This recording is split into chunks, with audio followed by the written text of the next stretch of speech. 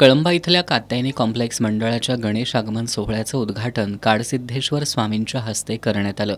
त्यानंतर कळंबा साई मंदिरापासून ते कात्यायनी कॉम्प्लेक्सपर्यंत गणरायाची मिरवणूक काढण्यात आली.